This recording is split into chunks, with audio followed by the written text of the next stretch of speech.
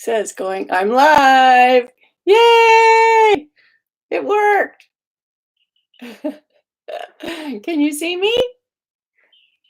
Okay. Okay, let me. Okay.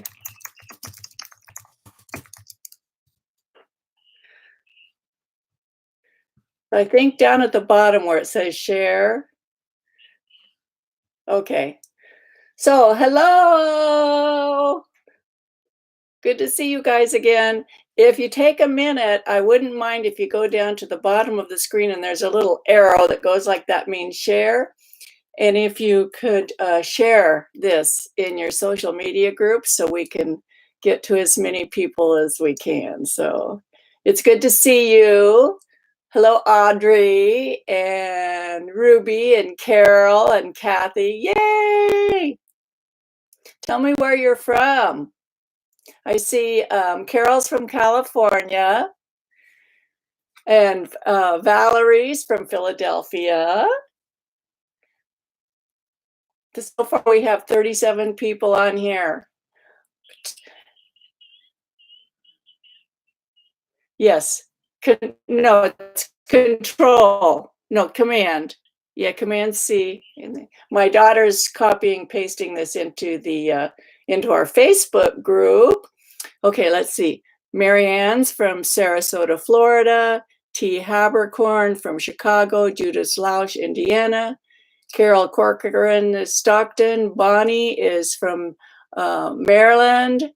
Let's see. Sister Lakes, Michigan is June. Kathy, Sparks, Nevada. I go through there once in a while. And Sandy says, thanks. She's learned so much from me already. Thank you. It's so fun. Audrey Perry, Wisconsin. Michigan is Teresa West. Kathy Burt, Florida. Jane Hart, Arkansas. I think my mother was from Arkansas. It's hard to tell. She might have been from Missouri because we had relatives in Missouri and Arkansas. That's probably, you know, I have a strange accent to somebody. It might a little bit be that Missouri in me. Brenda, Alabama. Julia from Nebraska. Luana from Missouri. Yay! Another Arkansas. Jane Hart. Sandy McIntosh, Western Pennsylvania. Deb from Ohio, Barbara from Las Vegas, Joan from Kansas City. Yay. Okay. So my daughter is in my ears. You know, I wear hearing aids and she's on my phone. My phone actually connects to my hearing aids, which is really cool. Huge advantage. I am hard of hearing, but it's lovely. You know, I consider it an asset. You'd be surprised when, even with my hearing aids, I don't always hear what people are actually saying, but because I have such a positive attitude, I always feel like they're saying something really cool. So oftentimes I'll say out loud what I think people are saying, and it makes everyone around me laugh because it's not what they said at all. So, but tonight I'm going to be answering a lot of questions that people have asked about this knit along. But first, I want to show you some things I've been working on. One of the videos that I'm going to be making probably the end of this week is on the cables parts. You know, we're going to be adding cables to this. And I know a lot of you have been swatching for your fiber, for your fabric, to see what kind of fabric you like for your sweater. By the way, I want to mention that there's a blog that a lady has been posting about my sweater knit along in her blog. The blog is called Patchwork, let me see, Patchwork Times by Judy LaQuadera. Check out her blog. She is the greatest writer. I really enjoy reading what she has to say, but she calls this, she says it's not a tutorial or a knit along, it's a knitting experience. And I really like that. She gets it. You're going to have a knitting experience. It's going to be so fun. So after we do the swatching to figure out your fabric, the next thing you're going to be doing is your body measurements, and we're going to draw our schematic. Then we can figure out how wide the back cable can be, because it really can't be any wider than your back neck, because the Raglan sleeves will come up actually to where this is meeting my neck here. That's where the raglan points will start on the front and the back. So your cable can't be any wider than this because it will interfere with, the raglan will interfere with the cable. So I've been experimenting with cables. I'm going to give you a whole bunch to choose from, or you can choose your own. You do not have to stick with the cables that I give you. And let me see, I want to text somebody. I have a whole team of people helping me. I love my knitters. I love my team. Everybody is so helpful. Thank you, thank you, thank you. Anyway, so I've been playing around with cables that I might want to use for my sweater, you know, and this is the fabric I'm going to use. It's just the right stretchiness. I have another swatch. This is another swatch, same yarn, but it's too stretchy. This was done on a 4. This is fingering weight yarn, so a US 4. And I went down to a US 3. So I always have to look up the millimeters. Let me see. A US 4 is 3.5. This was done on 3.5 millimeter needles. And this was done on 3.25 millimeter needles. And you can see the difference. It has much more body. And for this type of sweater, we need fabric with body. This would, if this was on your sleeve, it would hang. You don't want it to hang. So you got to think about that. This see has more body. It has more recoil. So this is the needle I'm going to use. It's a US 3 or a 3.25 millimeter needle. And so then I start playing with a cable. This is the little cable that I tried. I think it's too narrow for my sweater. I might want it to be a little bit wider, but it's the first one that I'm trying.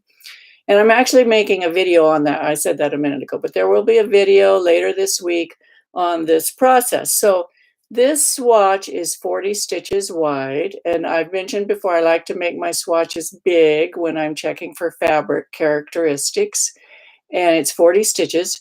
This swatch is also 40 stitches wide. Can you see the difference? So that's where cable flare compensation comes in. And I will post links. They'll be up in the corner up here for the people that watch the replay, or they'll also be down in the description. I have videos about cable flare compensation already, and you can watch those so you can start learning about that. So isn't that a cute little cable? See that? That's pretty, isn't it? So then I thought, well, what if I do the cable in my contrasting color and work it like intarsia? So this is the same thing. And you can see the intarsia where I connected it on the back. Can you see that? So it's just using intarsia. So in the video, I'll show how to do that. So you could use a contrasting color for the cable panel, for the whole panel. And this is the exact same size as the other one. See, they're the same. They're exactly the same, one above the other. And then I thought, well, what if I just do the cable legs in the contrasting color? That's upside down. There, it's right side up. So this is the same exact pattern, but using intarsia to just do the cable legs. Here's what the back looks like. The back's so cute. It's very neat and tidy. So there's 6 cable legs here. So I had 6 strands going. And I'll show you how I do that. I don't use butterflies or those little, what do you call it? Thingies, bobbins. I don't use those because they just tangle so much and they cause so much grief. I just use lengths of yarn, maybe a yard and a half or 2 yards each, and I just pull them through as I go. And in the video, I'll show you how I do that. And they don't tangle when they're that short. And then when I start running out of yarn, I just spit splice a new piece on. And even though this is superwash merino with some nylon in it even, I can still spit splice it just fine. And there are spit splices in here, and I dare you to find them. Isn't that cute? You can use any fiber you want, and I'm going to answer that in a minute. There's other questions about that. You can use any fiber, acrylic, You can use wool, a wool blend. I wouldn't use rayon, silk, or bamboo unless they were mixed with wool, and it needs to be more than 50% wool for it to have the characteristics of the retraction. You know, rayon and silk, bamboo, tinsel, they don't retract. They have no recoil. They have no memory. So they would just hang, and they would get longer and longer and longer as you wear it. You really want some fiber that has a kink to it. Wool is great for that. Acrylic is fine. Cotton has no kink. Linen has no kink. So if you use those fibers, they do need to be mixed with wool. Any weight from fingering to bulky is okay. And if you're getting 7 stitches to an inch, up to 3 stitches an inch. If you're getting 8 stitches to the inch, I don't have calculations for you. It's too small. But if that's the yarn you want to use, you could double it, and you'd probably get, 6 stitches to the inch instead of 8 or 5. And that would be fine. If you love that yarn, you can still use that yarn, just double it. Okay, so let's move on. That's just a preview of the next, one of the next videos. The very next video is going to be on how to create your own schematic. And that's going to be out probably Wednesday. Tonight, I'm going to send you, for those who've bought the pattern, this tutorial knit along thing, you're going to get a schematic written, to start using for your own. You'll get that tonight. So here's some questions. I noticed by the way, your swatches are all lovely. I really enjoy seeing all your swatches on Facebook and in Ravelry. You guys are doing a great job. You're doing nice large swatches. You're using a variety of needle sizes and feeling the fabric. This sweater is knit from the fabric up. We're starting with the fabric characteristics and then creating it to fit us. So that's the most important thing, is getting your fabric characteristics that you like. And you guys are doing a great job on that. So I noticed on one of the swatches that the V's, the stitches, instead of going like this, they went like this. And I used to think that was, when I saw my V's like that, I thought I was knitting improperly, that I wasn't knitting correctly. It has nothing to do with how you're knitting. It has to do with the fiber, how it's spun.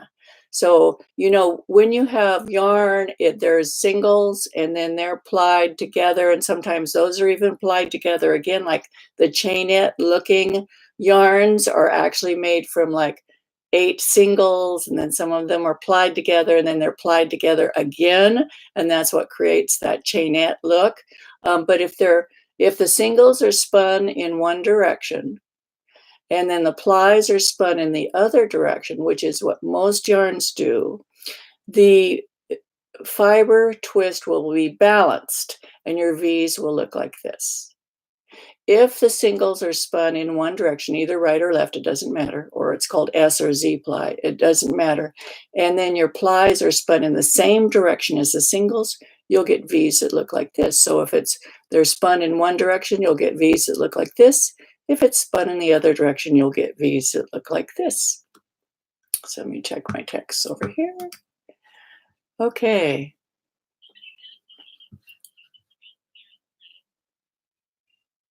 Transparent thread. I don't understand what you mean by that. Are you talking about like lifelines? I'm not sure. So somebody asked, any point to using transparent thread? I'm not sure why you would use transparent thread. So Jerry Dandridge, can you expound on that a little bit? And then I'll answer your question in a minute.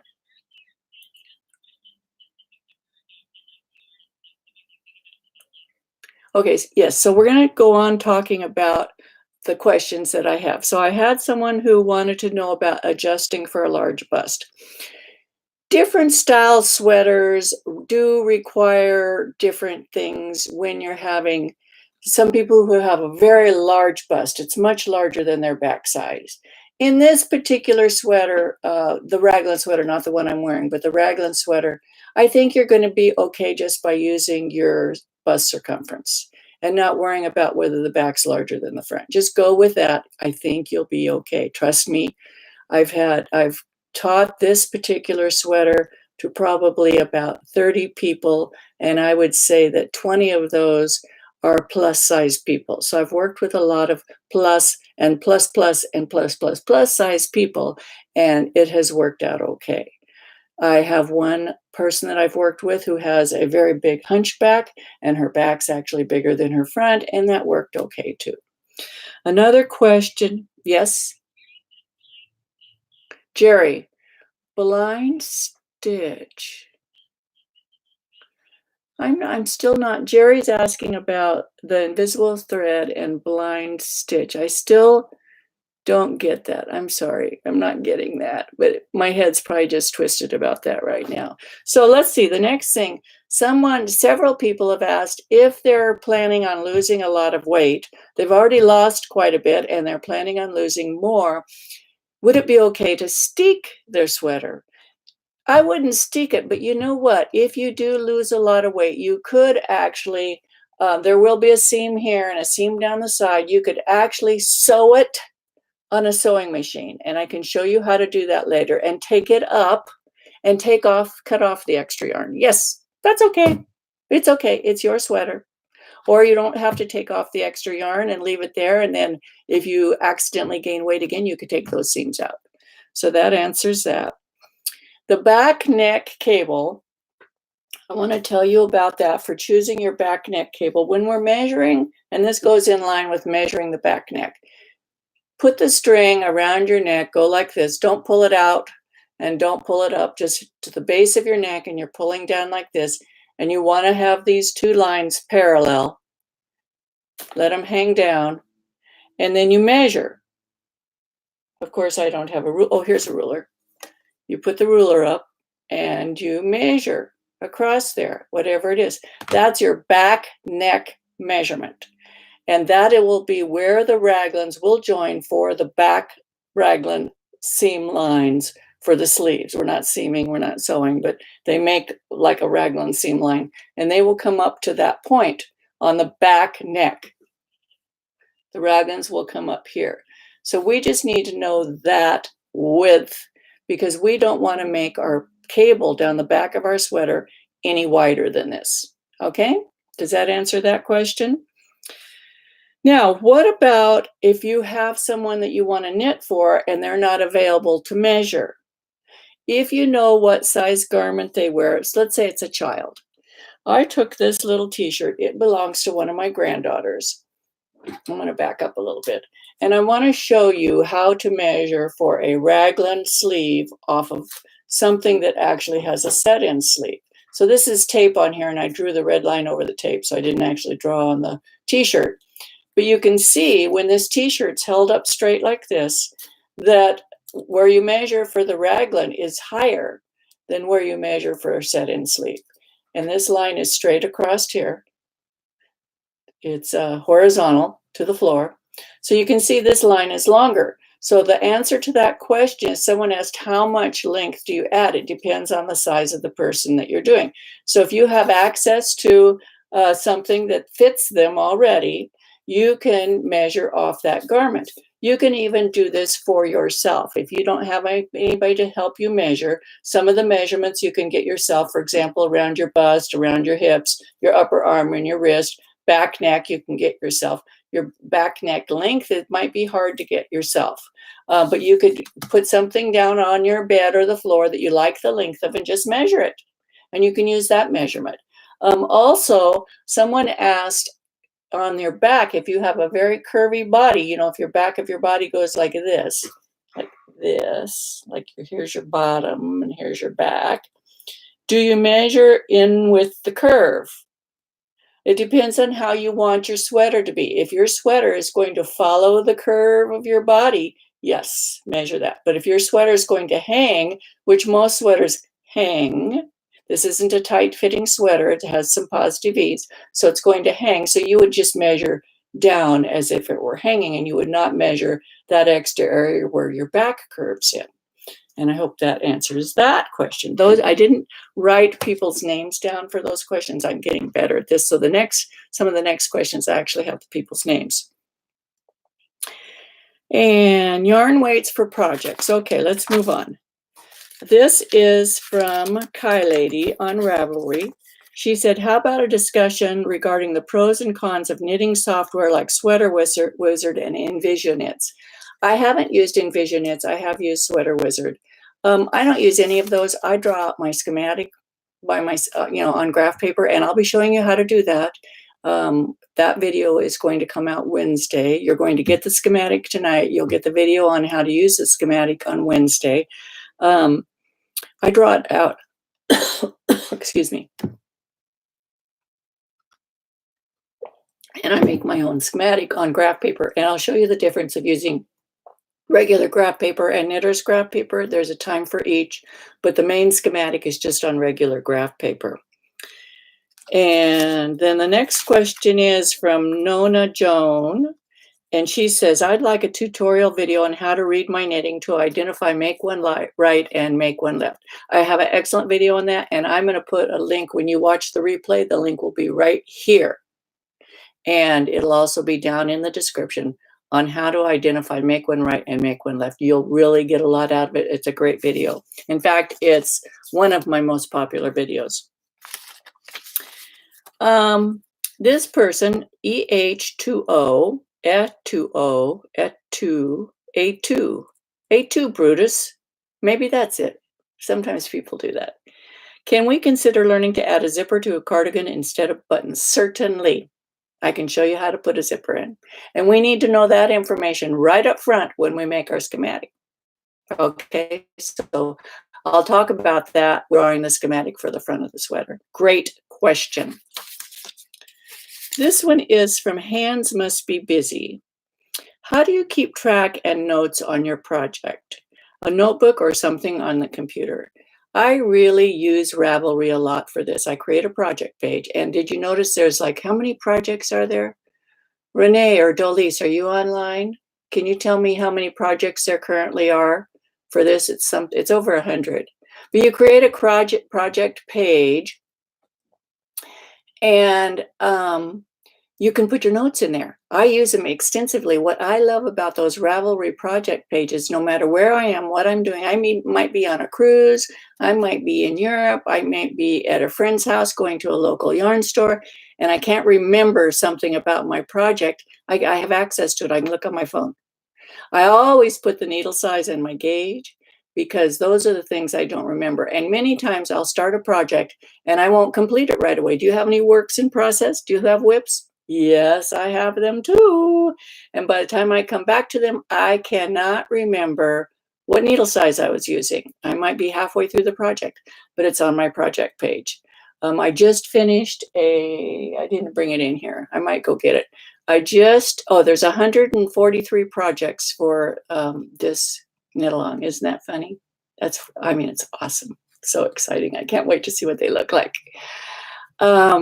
Knit Companion is also good. You can actually load your pattern into it, and you can underline and keep track of your charts and where you are in it.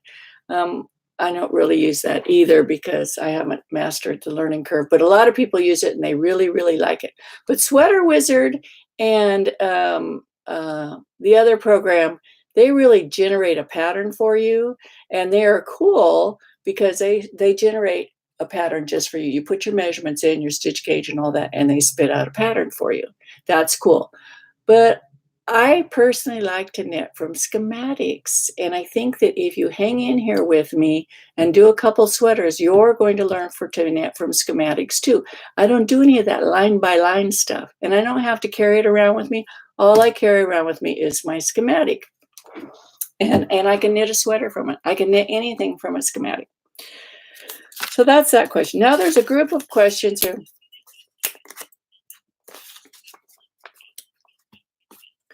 Okay, someone asked, Joan Miller asked, do you have to put buttons and buttonholes on this sweater? No, you don't have to. You can do whatever you want. A lot of people don't put buttons and buttonholes on, but we will learn about buttonholes. So take the opportunity. I will have you doing a series, little swatches. You will be swatching through this whole sweater, by the way. Don't think that you're going to get out of swatching. That's not going to ever happen with me anyway. We'll be swatching a variety of buttonholes. So you can try them, and you can try them with your button that you choose if you want to have buttons. You don't have to have buttons and buttonholes. No, you don't. But you're going to learn about buttonholes. And you're going to learn how to attach buttons too. So Claudia Cano and Dee Bright on Ravelry both had a similar question. And their question is how to choose the yarn composition and weight for a garment, and how to know what kind of yarn to choose for what project. This is a book unto itself, but I am perfectly willing to do a video or two on this topic, and I am going to add it to my video list. Thank you for suggesting these topics. For this particular project, though, I've been talking a lot about the type of yarn we'd want to use, and I'll tell you a little bit more now. You want to use anything from fingering up to bulky. You preferably something that has recoil to it. So when you stretch the yarn, it recoils back. That's the most important thing. Otherwise, you're going to have a garment that has no shape when you're finished, and will just hang on you, and it won't be very attractive. Fiber blends are fine. Preferably something, the yarn should have a tight twist to it. You could add a hood. That might be something Demetria and Amy Lynch talked about adding a hood. Yes, you can do that. And we'll talk about hoods later. A shawl collar can be turned into a hood. That'll be later on. I'm not going to tell you about it now. But let's go back to yarn. You want something that is smooth, not fuzzy, because we're going to have cables in our work, and we want to have good stitch definition. You want something with a fair amount of twist in it, because that will give you good stitch definition. 3-ply or more will give you better stitch definition, although I've seen some swatches with like a worsted weight or Aran weight single ply that look very, very nice. But for finer yarns, you're going to need to have more plies. That gives you a round cable. For example, in my little cable swatch here, let me find it. You can see how three-dimensional this cable is. It actually stands up from the fabric. Can you see that? And that is because this yarn's actually, I think, let's see how many plies. This is a 4-ply yarn. Makes a nice round yarn. So you can think of it like this. If you have 1 ply, this is your yarn, and it could make a round cable if it's a heavy yarn. 2-ply, you can see that it's flat. Can you see that? 3-ply, now it's round again. 4-ply, it's round. So this is representing the yarn as you're looking into it. See that? 2-ply is going to give you flat cables. So I think 1-ply, 3-ply, 4-ply would be very good. That answer the plies. The fiber composition, you need something with recoil. Wool has recoil. Alpaca does not have recoil. You can have a wool alpaca blend. You can have a wool cotton blend, a wool nylon blend, a wool silk blend, wool cashmere blend. Cashmere does have recoil, but not as much as wool. Acrylic is fine. Acrylic mimics wool, and it will have recoil to it. So that's on the fiber. The next question is about using the same needles for swatching that you do for knitting your sweater. You should use the exact same needles.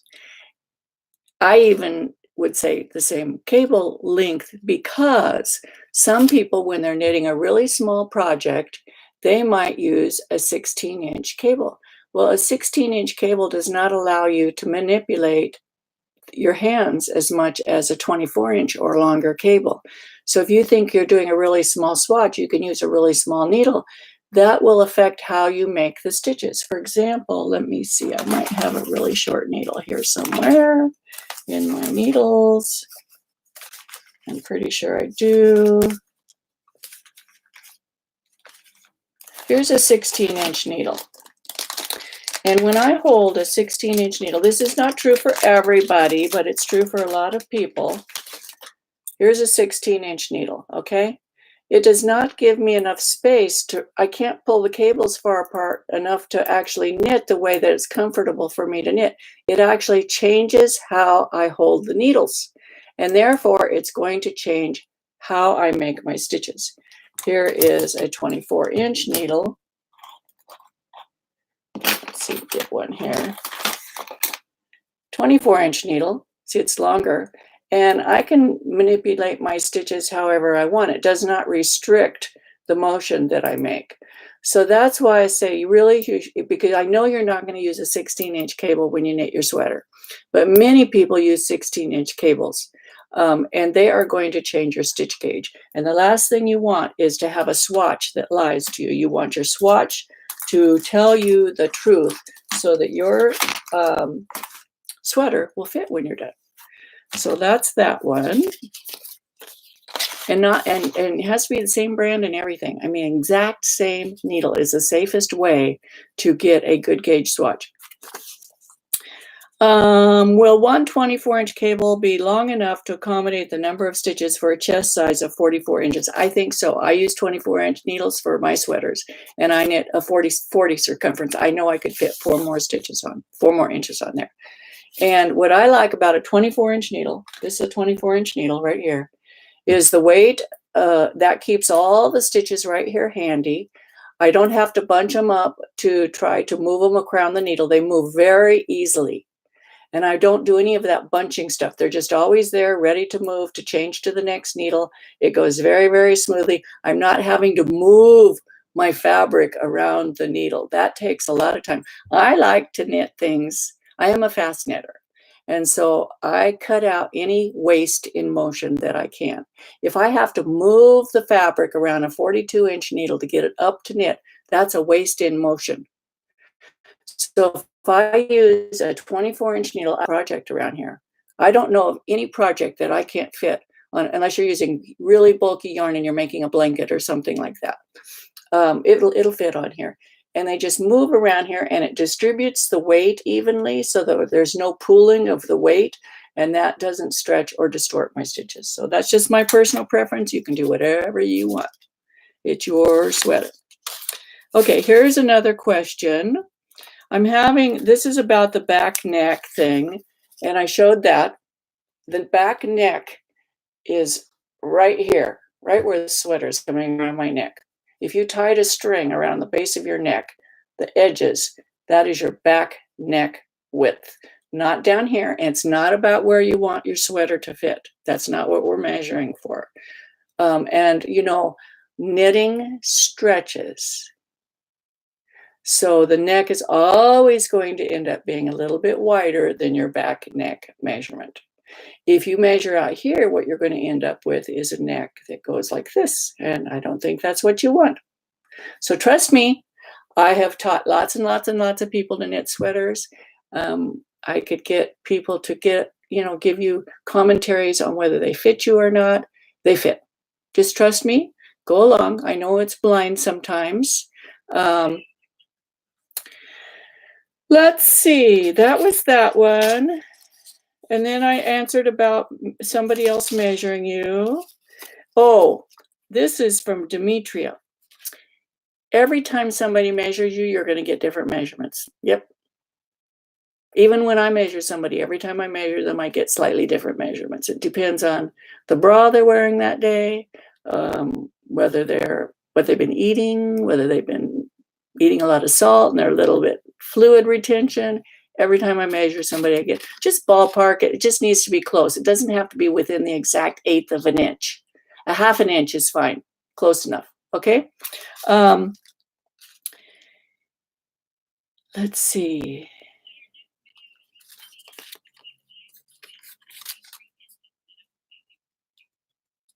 Oh, so someone asked, will my next video address knitting an in-between size, for example, a 43 instead of 42 or 44? Most definitely. You're going to be able to knit any size you want. We're using Ann Budd's book as a reference. That's it.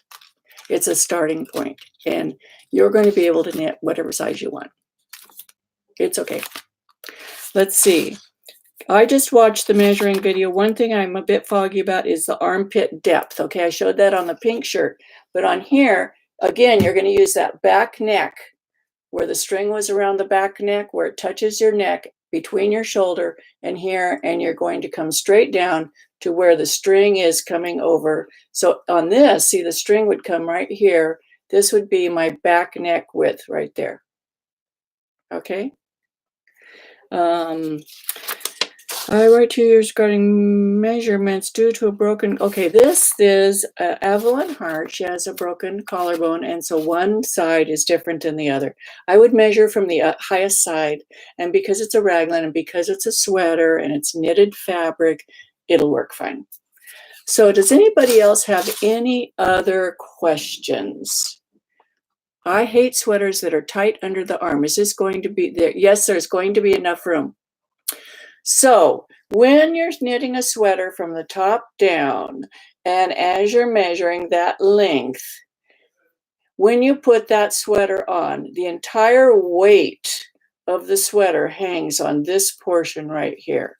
And so this is going to stretch because of the weight of the sweater.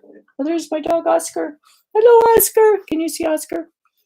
He's my buddy. Hi, Oscar. I wouldn't worry about your armholes being too tight because we're using our body measurements.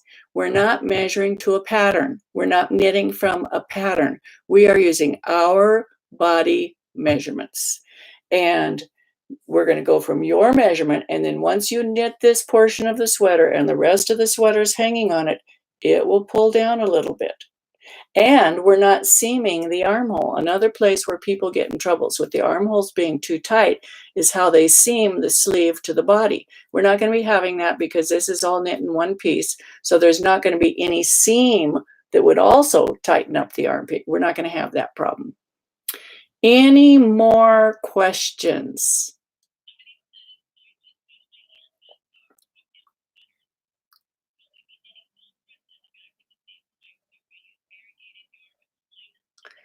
This is an excellent question. This is Kathy Bruno. And where are you from, Kathy? Tell us where you're from. We can kind of get to know each other a little bit. Let's see. Okay, so she's from Denver. Hello. She asks, I just got my Ann Budd book, Top Down Sweaters. For the raglan sweater, we'll be knitting both fronts and the back at the same time. So if I use variegated yarn, will it line up in the front? Yes. We're going to knit the whole sweater all in one piece. And that's another thing we'll be talking about in Ann Budd's book, because we're going to learn how to change something from knitted in pieces to knitted in the round in one piece. Although this is going to be open down the front, just like this. It'll be fine, and your stripes will be gorgeous. And then what you'll do on the sleeves, because you'll be knitting down to about here on the sleeves before we put them on waste yarn. So when you come back to the sleeves, you'll have to choose the same spot in your yarn on both sleeves so that your sleeves match. Now, they don't have to match. I have knit a lot of things where I intentionally make them unmatched and whimsical, and that's kind of fun too.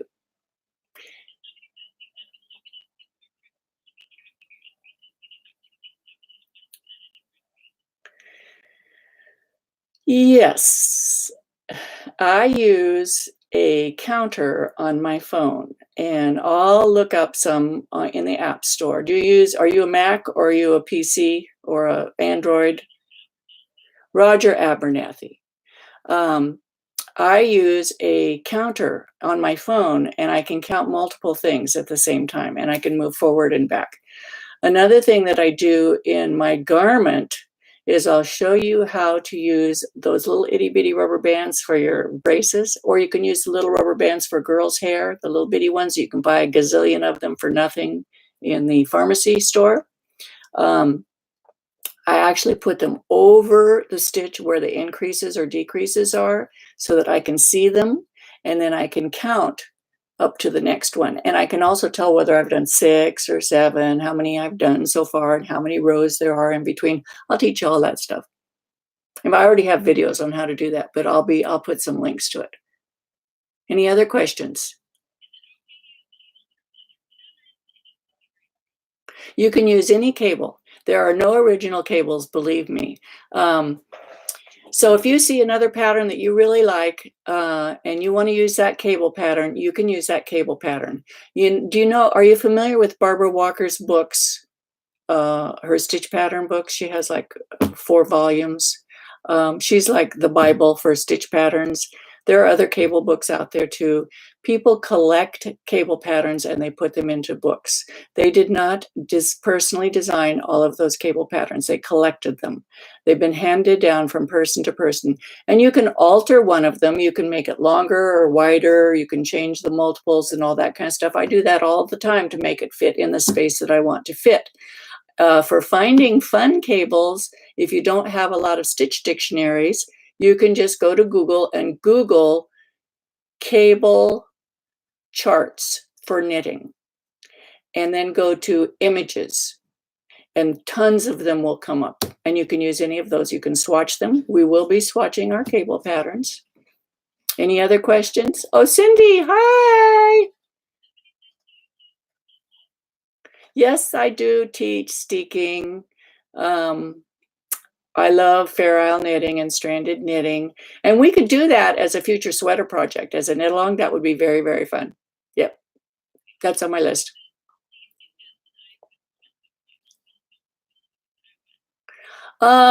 Katie Hartzell. Hi, Katie. The one that I use, let me see. I'm looking at my phone. Let's see, my row counter. Counter.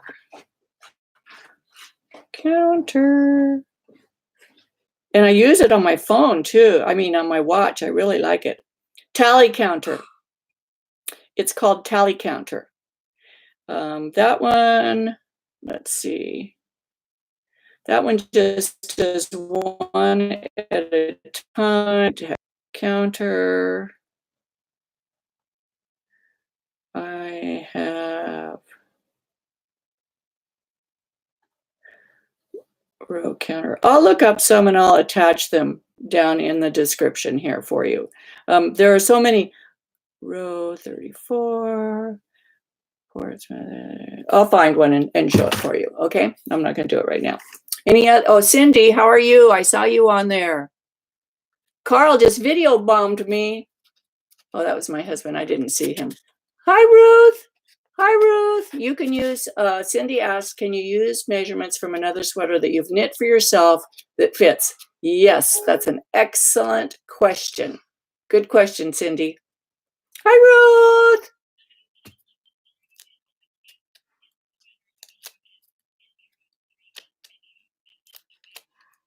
Oh, which one is that? Is that this video? This video that we're just doing today? This one? Judith, let me find Judith. Judith asked, okay, let me find her. She says, I love, Judith says, I love the color you did in the cable and sweater you showed in intro streaming video. Is it available? Yes, is this the yarn you're talking about, Judith? The background yarn, this is Alexandra Knits. No, the first video. For the first video. Which one was that? Yeah, I don't have that swatch here. What was that? I'll look for it and I'll post it, what the yarn was for you. And remind me, if I don't put it in this video, remind me, contact me on Ravelry or in Facebook to remind you. Okay, so I post it. How long does it take me to, Lisa Riddle says, how long does it take you to knit a sweater? Well, this year or last summer in the, I guess it was in February when we did the Ravelinics, I knitted a Zweig sweater in 10 days. Well, it actually took me about 8 because I started late. And the Ravelinics, I thought they ended at 5 o'clock in the afternoon, but they really ended at 5 o'clock in the morning, our time. And I had about this much left to do on a sleeve. And I went to bed and I thought, well, I can finish that tomorrow before the time's up. And I woke up in the morning and it was over. So, but let me go get that sweater for you. I have it right here. I love it.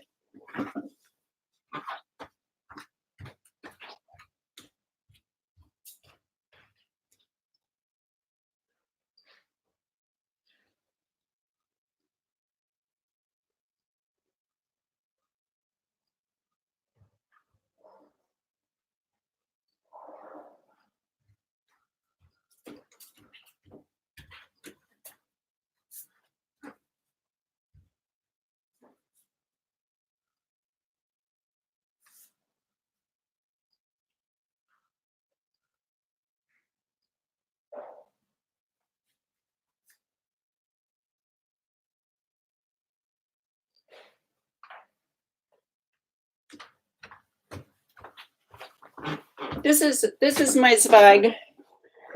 I knitted this last February, and so I have 3/4 length sleeves. I had about this much to do, and I didn't get it done.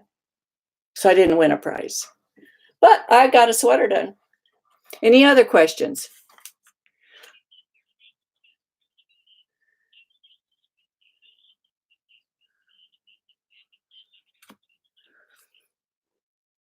Oh, hi. How are you?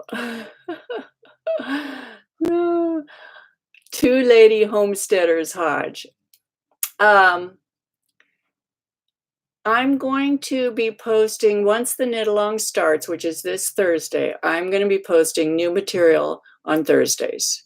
In between, I will be doing videos. I try to do videos like twice a week. This is my schedule at my house.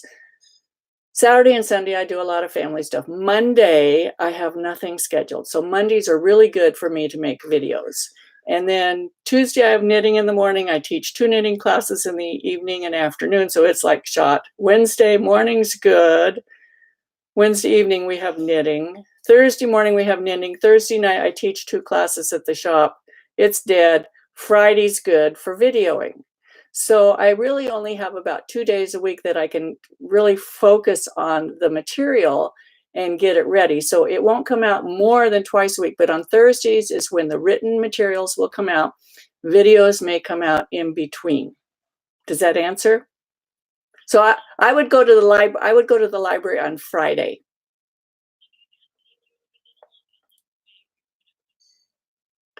Oh, probably not. But one of the things that I may do, you know, we can do all different kinds of sweaters. I am a sweater knitter. I have knit a lot of sweaters, and I've taught a lot of sweater classes. So I know a lot of the pitfalls, and people have already asked a lot of the questions that you're asking me. So I already have good answers. But we could do a yoke sweater. This is a yoke sweater. Yoke sweaters are very similar to a raglan. The math is exactly the same. So it could be the next sweater that we do if you want. And you could put any design you want in this part. I can teach you how to adjust the design, where you need to make the increases or decreases. We can knit it top down, bottom up, whatever you want to do. Isn't it pretty? I love it. Okay, does that answer that question?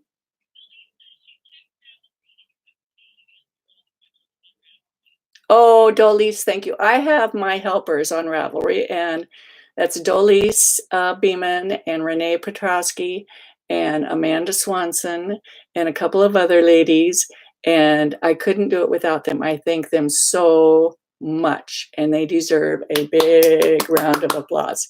For example, oh, Dolise says she's moving to Bakersfield because I'm talking about all our knitting. We have a wonderful guild here. We have 154 people in our guild, and we love getting together so much. We have so much fun. We have one rule, and I tell everybody the rule all the time. We do not discuss controversial topics. Nothing. We don't talk about who uses which bathroom, who has sex with who. You know, we don't talk about politics. We don't talk about religion. We don't even talk about the world news. Because you know what? That's all stressful and distressing. And we hear about it all the time, every single day, everywhere you turn, it's slapping you in the face. And in our knitting time is a peaceful time. And there's so many other things to talk about that are fun and that we enjoy. So it brings us together rather than dividing us apart. And so we enjoy our company. We get together all the time, and we eat too much.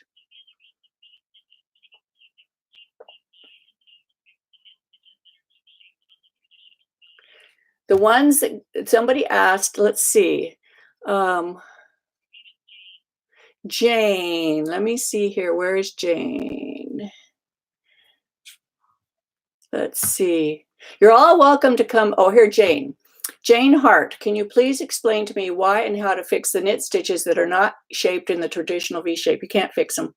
I've tried. I've tried literally taking my tapestry needle and moving them to be the correct shape and blocking them like that. Nope, they go back to this or this. It's the yarn. the yarn does it. It's if you go back and watch this video in the very beginning, I explained about the skewed V's and what causes them. You're all welcome to come and join my knitting group.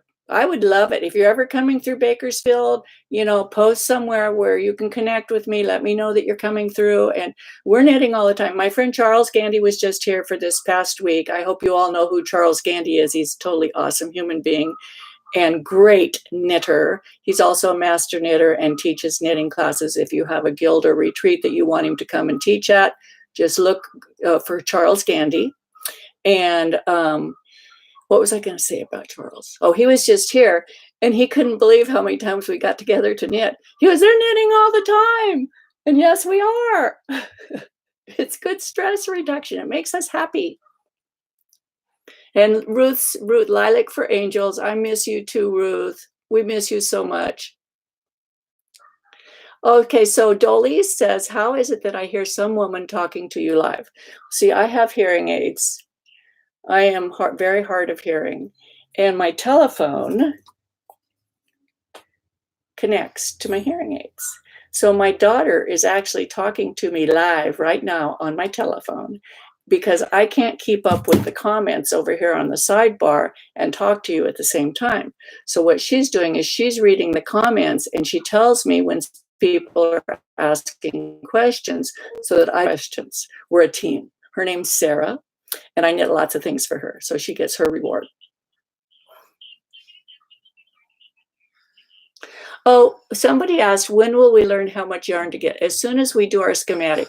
So this is the game plan. First, you knit your swatch.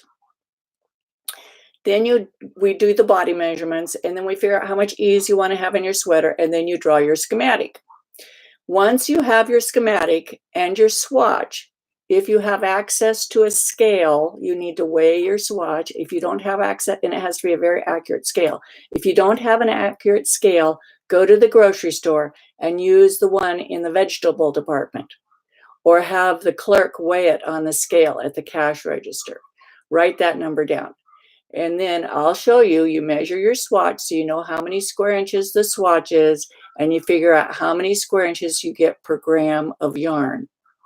And then we can figure out the area of your schematic, and we'll know exactly how much yarn, how many square inches your schematic is, and we multiply that by the grams per square inch, and we know how many grams you're going to need. We actually divide it. The area of the sweater is divided by the grams per square inch, and then you'll know how many grams of yarn you need. It's very scientific. It sounds difficult, but I'll show you exactly how to do it in a video. Any other questions?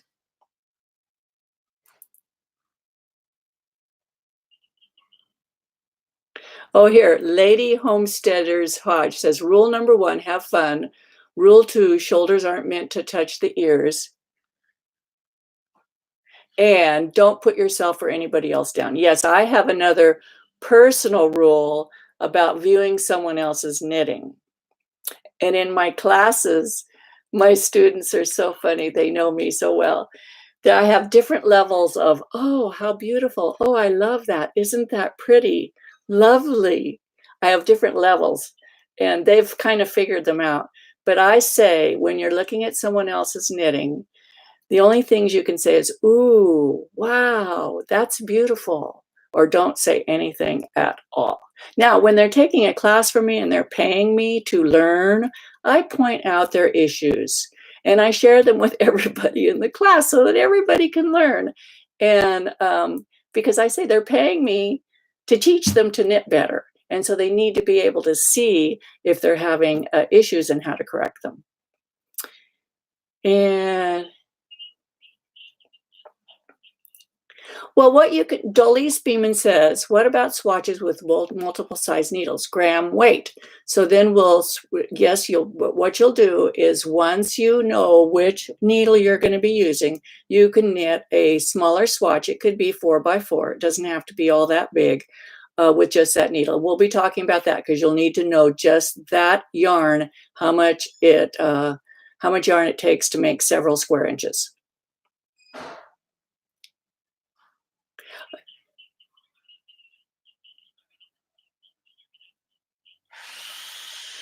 Wake Robin Farm asked a double question. Please consider doing a video on steeking and joining the sleeves and collar without holes. I have a video on steeking, but it's really not very good because at the time my camera had a crack in it and I didn't realize it. So it's kind of psychedelic. I saved it because it's so beautiful. It's like a work of art just watching this. But you can look at my YouTube videos. There is one on steeking, and I haven't, and I'll try to remember. I'll have to go through and watch this video and write down all the videos that I say I'm going to connect, but I'll put that one in there in the connection up in the corner. It'll be up here and down in the, and then there's one on joining the sleeve to the underarm without a hole. I already have one on that. That's also a very popular video of mine. Oh, hi, Suzanne. Greetings from Germany. Hi, it's 4 a.m. there. Thank you. You're up so early. And then Kathy Burt, I think I need your boot camp lessons. I think you mentioned something like that. Can you put a link to them? My boot camp classes are in person only. I'm sorry. But I have my videos organized for beginning knitting. And this brings me to another talk. I have a video, it's all made. The video is completely made. It's been made for a couple of months on how to use my YouTube channel. I just need to do the voiceover on it. And so I need to sit down and do that. I need to have time to do that. And then it shows you how to use my YouTube channel, how to find the videos that you're looking for. I have them organized in playlists. And there's also, you can search for keywords and stuff like that. So if you went to my YouTube channel and you search for Steeks, the videos about steeking would pop up. If you search about underarm holes, the video about underarm holes will pop up and stuff like that. And I have one just on beginning knitting. I have a whole playlist on beginning knitting. So if you go and you look at the playlist and pull up beginning knitting, those are the same videos that I use in my boot camp classes. SS, hello from India. I would love to join the knit-along, but will be too busy as I have a wedding in the family. Do you think I can do it later? What is the timeline for the knit-along? You can do this knit-along anytime you want. It will be live. It'll stay up on Ravelry for as long as Ravelry exists. So there's no timeline. There's no dead limit. There's no time limit. Why did I say dead? Who knows? Anyway, there's no time limit. And you can work at your own pace. Yeah, I might be dead. You can still do it. Who knows? So Katie Hartzell, if I use magic loop to knit small items, will this be so big and bulky that using one large needle is difficult? Should I learn to use 2 needles? You can do whatever you want. I'll give you my recommendations, but you can do whatever you want. You could try both and compare them. When I'm knitting a sleeve in the knitting small circumference pieces, you could use magic loop or you could use 2 24-inch needles. Either one will work. I don't think you want to use DP ends. It's kind of a pain in the neck. But if you use, like if you're using 42-inch needle for magic loop, 42-inch needle around that's really stretching. And Katie, you're not all that big. You know, if you use a 42-inch needle, you're going to be stretching the heck out of your body trying to pull it around that whole needle. So maybe you could use a 42-inch for magic loop and use a 24-inch needle for the body. That would probably work good. Katie Hartzell. Karen, with knitting so much and so often, is there any preventive exercises for? Yes, this is an excellent question. Karen Kading, is that how you say it?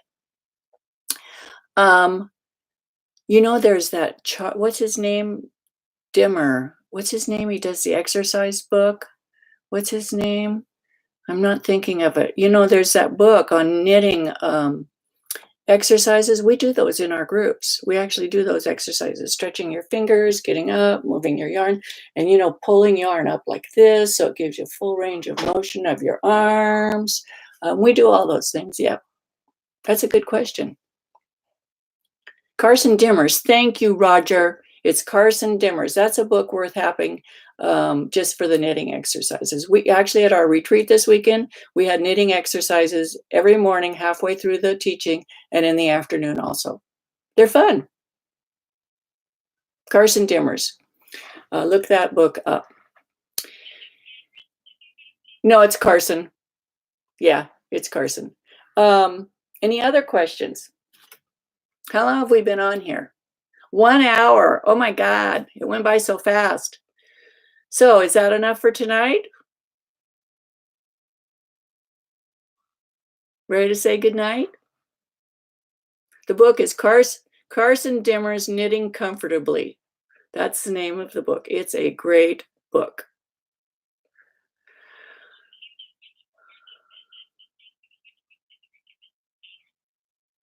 The cable patterns, any of the stitch dictionaries, Barbara Walker has a lot of cable patterns. There's a new one out, Nora Gone has an excellent book on cable patterns. I'll think of some books and I'll put them down in the description. The description for this is going to be really long. Anybody else? Is this fun? Do you like doing it? I love it.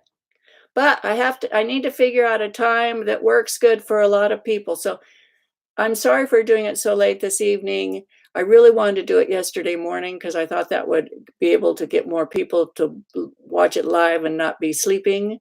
But yesterday we were at our retreat, and when I got home, I was exhausted. And, you know, I always think I'm going to do a whole lot more than I do. My brain says, oh, do this, do this, do this. My body says, no, no, no. Okay, I'm going to call it a night. I'll give just a couple more seconds if anybody has a last minute question. Oh, when you watch these, if you don't mind, please share it in your social knitting groups on social media, like in Facebook, Ravelry. You can copy the link down there at the bottom. Do you see that little arrow that's going like that?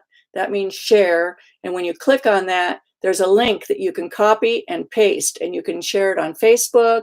You can share it in Ravelry. You can share it on Reddit. You can share it in Pinterest. You can share it wherever you want, where your knitters are, so that more people can watch this. So that's it. Good night. Love you all. Happy knitting. Bye-bye.